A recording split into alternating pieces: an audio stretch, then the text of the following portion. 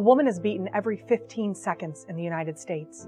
They are afraid to ask for help, and they live in fear for their lives and the lives of their children. At the Arizona Foundation for Women, we believe it's time to stop the abuse. It's time to make a change. It's time.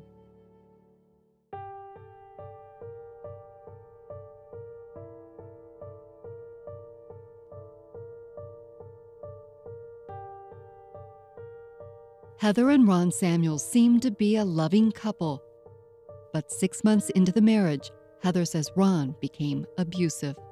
At one of the scariest points, when I told him I was going to leave him, he held a gun to my head. After years of living in fear, Heather did leave Ron. She took their 3 children and escaped to a new life. Finally happy, Heather fell in love and married John Grossman. But Heather says Ron never let go of her, stalking and threatening her life. In 1997, while driving to lunch with John, her worst fear came true.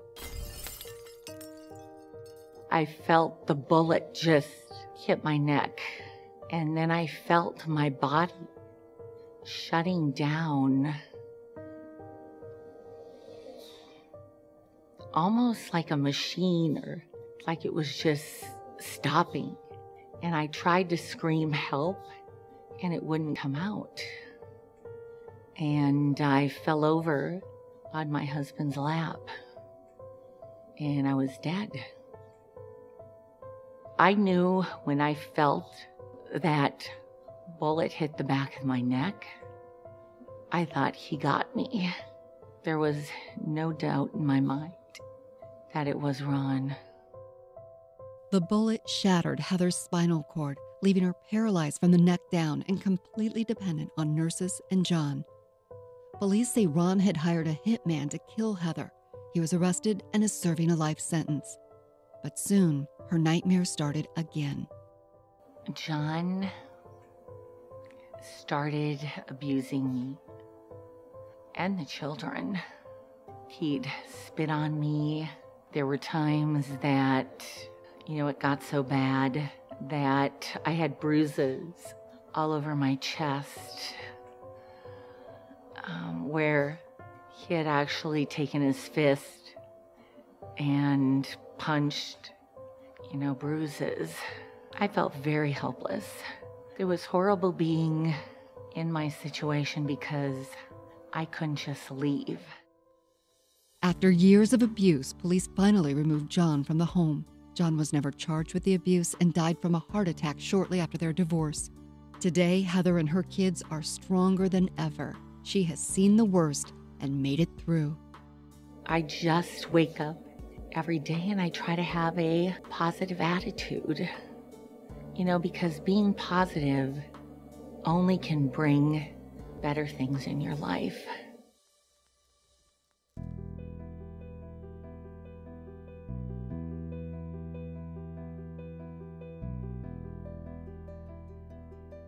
Like most seniors in high school, Josh has his hands full with homework and deciding on his future.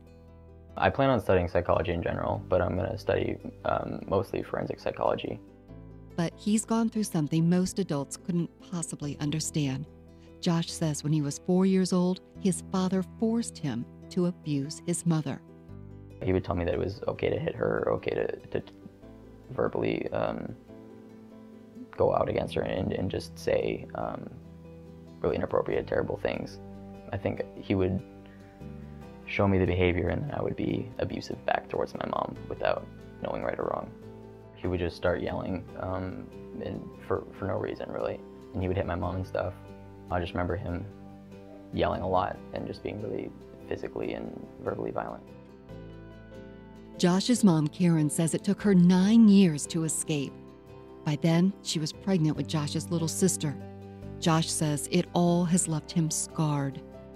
I think in general, the way that he acted made me more shy and introverted. It's hard for me to get connected to people fast and hard for me to trust people. Despite all that he has been through, Josh hopes his story will help other kids like him.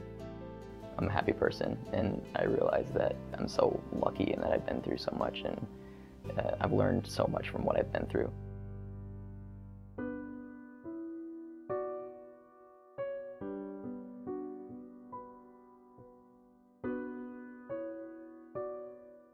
At 17, Katie Sudbury was in love for the first time with her boyfriend Daniel. Katie was a wonderful young lady. She was a beautiful, vivacious type of girl, but very, very quiet and calm. He seemed very nice. He seemed like your typical, basic teenage kid. About 6 months later, Katie's parents saw a drastic change in Daniel.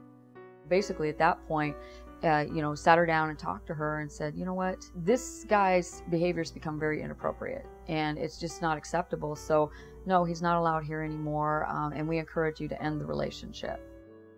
Katie ended the relationship, but Daniel's behavior became more violent. Katie's parents did everything they could to protect her. On January 28, 2008, Bobby got a call while she was at work. There's been a shooting in my neighborhood. 2 people are down. And I can't find my daughter. Bobby rushed home to find police all over her neighborhood. The detectives come over and they tell us that Katie's one of the victims. And, I just looked at him and I said, is she gonna be okay? And they said, no, ma'am, she's deceased. My husband collapsed into his friend's arms, and the worst sound you'll ever hear in your life is a father falling apart over the loss of his daughter. Investigators pieced together the tragedy. Katie had walked home from school. She was just a few feet from her home when Daniel attacked her.